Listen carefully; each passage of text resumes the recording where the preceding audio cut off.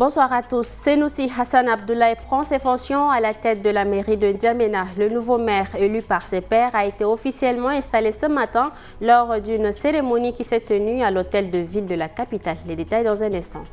Autre chose, dernier virage avant le début du mois sacré. À quelques heures du début du jeûne, les fidèles musulmans étaient nombreux à assister à la grande prière de ce vendredi. Et pour l'occasion, notre équipe s'est rendue à la grande mosquée de la capitale.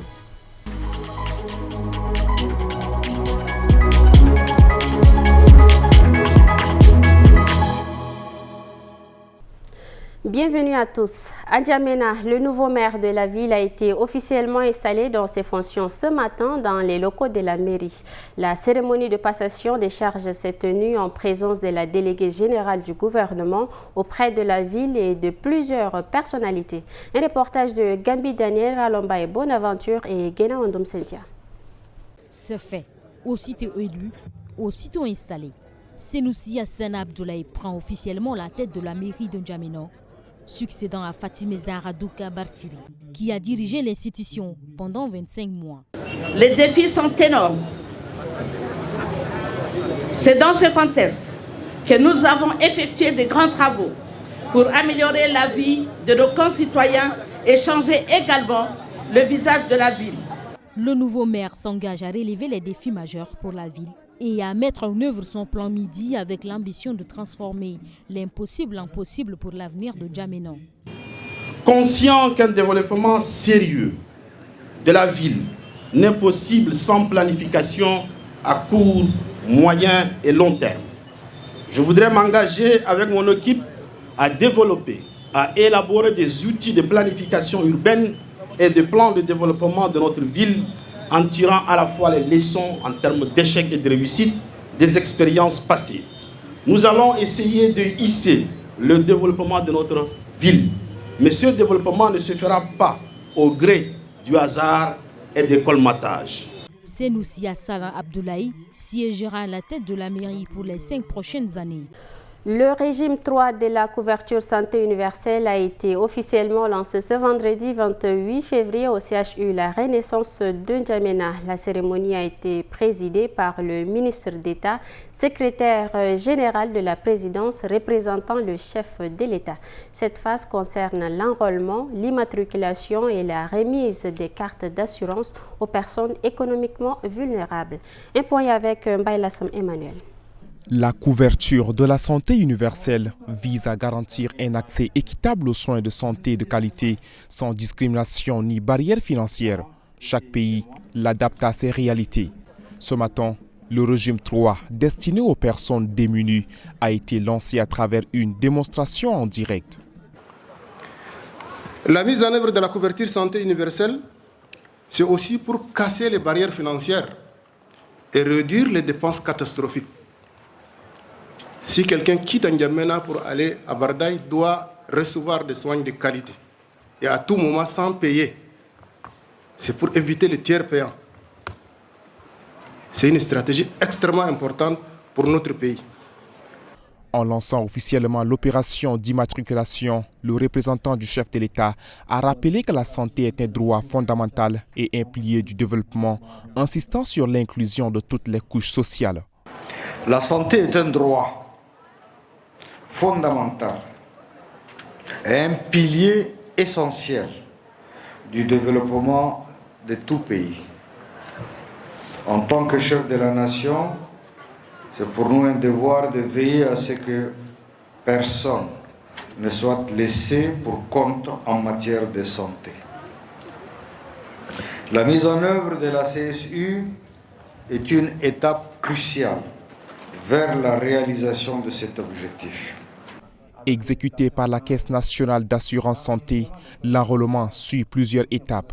Inscription via un formulaire, vérification des documents justificatifs, enregistrement et attribution des numéros d'immatriculation uniques avant la validation et l'impression de la carte d'assuré. Le groupe de la Banque mondiale et le gouvernement tchadien ont tenu une réunion de travail ce vendredi matin dans un hôtel de la place. Ils ont pour objectif d'échanger afin de permettre à la Banque mondiale de concevoir un nouveau cadre de partenariat. Les détails avec Bekoutou Junior. L'exercice qui a réuni l'équipe de la Banque mondiale et des membres du gouvernement tchadien dans cette salle revêt une importance capitale. Son objectif principal est de permettre à la Banque mondiale de concevoir son nouveau cadre de partenariat. Lors de cette rencontre, le groupe de la Banque mondiale a présenté ses réalisations sur le terrain et a recueilli les préoccupations ainsi que les suggestions du gouvernement tchadien. Après avoir suivi la présentation de la Banque mondiale, chacun a partagé son point de vue en tenant compte des besoins spécifiques de son secteur. Le ministre de l'Enseignement supérieur, Dr Tom Erdjimi, a souligné l'importance de prendre en considération les projets lancés en 2021, notamment celui portant sur la formation professionnelle et technique. Dans le même esprit, le ministre d'État chargé des Finances, du Budget, de l'Économie et du Plan a mis l'accent sur la nécessité d'améliorer la qualité de l'enseignement. Dans le secteur de la santé, le Tchad, confronté à de nombreux défis, espère renforcer son système grâce au soutien continu de la Banque mondiale. Un besoin clairement exprimé par la secrétaire d'État à la santé, Dr Ndjekandji Francine. De son côté, le ministre de l'Élevage a sollicité l'appui de la Banque mondiale pour concrétiser certains de ses projets. Le représentant de la Banque mondiale au Tchad, Racine Pertev, s'est réjoui de la qualité de la collaboration entre son institution et le gouvernement tchadien. Les idées et les suggestions formulées lors de cette rencontre guideront les actions de la Banque mondiale au Tchad pour les 5 prochaines années. À présent, un tour d'horizon des principales informations de l'actualité en bref. Dans l'actualité en bref, le ministre d'État, ministre des Affaires étrangères, Dr Abdoulaye Sabour Fadoul, a reçu ce 28 février le secrétaire exécutif de la communauté des États sahélo-sahariens, Ado Al-Haj Abo. Cette rencontre a permis à Ado Al-Haj de présenter les défis cruciaux auxquels la SENSAD se trouve confrontée tout en soulignant l'impérieuse nécessité de renforcer la coopération régionale, de faire face aux enjeux politiques, sécuritaires et économiques qui affectent la région sahélo-saharienne.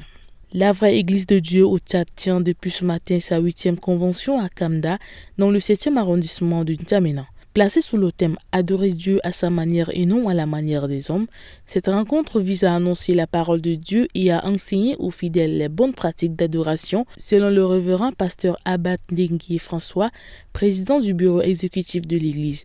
Oumar Abdel Moumin, chef de service des affaires religieuses et coutumières, a exhorté les responsables de l'Église à promouvoir la paix et la concorde entre les fidèles tout en préservant les relations avec les autorités religieuses. Cette convention de 3 jours réunit des délégations du Cameroun, de la République centrafricaine et du Tchad. Et pour finir, plusieurs cadres ont annoncé se retirer momentanément de l'équipe nationale de football. Tous pointent un manque de sérieux des autorités à construire un projet solide. L'attaquant Amine Hiver, le milieu du terrain, Eric Mangossoum, le défenseur, Amat Ngouyamsa, ont chacun fait des posts sur Facebook pour se mettre en retrait de la sélection nationale. Après le capitaine des Sao, Marius Mwandil Madi, qui avait annoncé sa retraite internationale anticipée, avant de revenir sur sa décision, ce sont 3 internationaux qui quittent temporairement le bateau des Sao, qui ne cesse de tanguer. Ces départs interviennent quelques jours après le remplacement du sélectionneur national, Kevin Nikez. À seulement quelques heures du début du Ramadan, l'affluence était particulièrement forte à la grande mosquée Roi Faisal de N'Djamena. Ce vendredi, des milliers de fidèles musulmans s'y sont réunis pour la grande prière, marquant ainsi l'entrée dans ce mois sacré de jeûne et de dévotion. Un moment de recueillement, mais aussi un appel à la paix et aux bonnes actions. Un reportage signé Aimé Dolinasso. À 12 heures, la grande mosquée Roi Faisal de N'Djamena est bondée des fidèles musulmans. Tous sont venus prendre part à la grande prière de ce vendredi, à la veille du début du mois de Ramadan, une période de jeûne qui commence dans quelques heures. À l'aube de ce mois sacré, les fidèles appellent à la paix et aux bonnes œuvres. Nous implorons Dieu, le Tout-Puissant, de nous protéger. Nous demandons son pardon pour nous, la communauté musulmane du Tchad et du monde entier, qu'il nous accompagne tout au long de la période du Ramadan.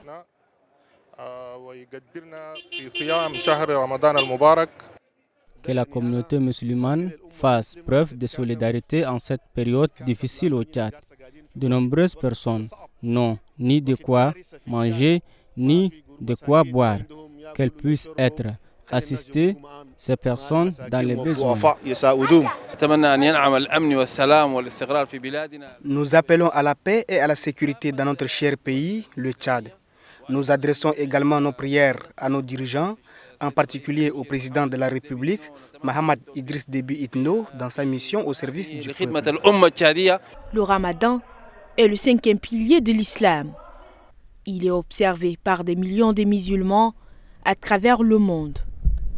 Dans les locaux du CEFOD, une conférence débat a été organisée par le projet Bombeuse pour promouvoir des récits inspirants valorisant l'unité nationale. L'objectif est de contrer la polarisation en partageant des histoires vraies et engageantes issues du programme. Focal Boabsono, Abakar Lambert et Habib Anguini. Bombeuse entend briser les préjugés et les mentalités qui alimentent les divisions au sein du pays. À travers témoignages et anecdotes, la conférence a mis en lumière l'impact de ces récits sur la cohésion sociale. Parmi eux, celui de Narbay Halimé, journaliste à FM Liberté, sur le paysage médiatique et la polarisation qui a captivé l'audience. On colle une étiquette à ces radios privées d'être des radios de l'opposition, tout en sachant que même si ces radios vont vers ceux qui sont au pouvoir pour avoir leur avis sur une information quelconque, les portes sont hermétiquement fermées. Mais comme les portes sont hermétiquement fermées, notre métier nous permet d'utiliser le conditionnel. Si on a une information, on cherche à vérifier, mais qu'on n'est pas sûr, qu'on ne certifie pas, qu'on n'affirme pas, mais qu'on utilise le conditionnel pour écrire et faire passer l'information. Porté par Crash et Voice4, le programme Bombeuse forme les créateurs de contenu à des pratiques de storytelling responsables et à la lutte contre les discours polarisants. Promo Move Money Ramadan 2025. Une campagne lancée par l'opérateur de téléphonie mobile Move Africa pour récompenser les premiers gagnants de cette promotion. À sa 5e édition, cette initiative vise à soutenir et accompagner les abonnés durant toute la période du Ramadan. Bekoutou Junior nous en dit davantage. Toujours fidèle à son principe de solidarité, Move Africa Tchad a lancé la 5e édition de sa promo Move Money Ramadan qui vise à soutenir et accompagner ses abonnés durant toute la période des jeûnes.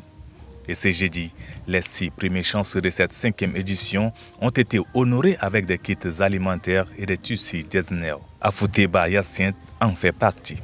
Moi, avant, je croyais que les choses comme kits alimentaires, les tirages au sort, tout ça, ce sont des jeux simples. Et maintenant, je vois que c'est la réalité. Prochainement, je remercie Move Africa, c'est le premier réseau que j'ai l'impression et j'utilise même de temps en temps.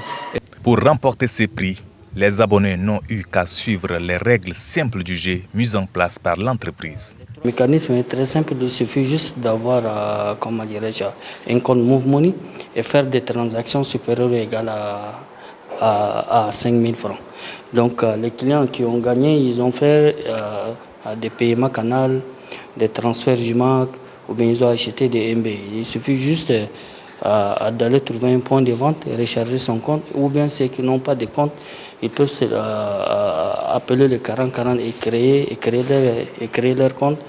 Comme à l'accoutumée, le tirage au sort a été effectué sous la supervision d'un huissier de justice. Move Africa prévoit de récompenser chaque semaine les heureux gagnants de cette promo jusqu'au 18 mars 2025. Pour cette première série de récompenses, les gagnants proviennent des villes d'Abéché, Mongo, Bol et N'Djamena. Et c'est sur cet élément que prend fin cette édition. Merci à vous de l'avoir suivi et bon début de Ramadan aux fidèles musulmans.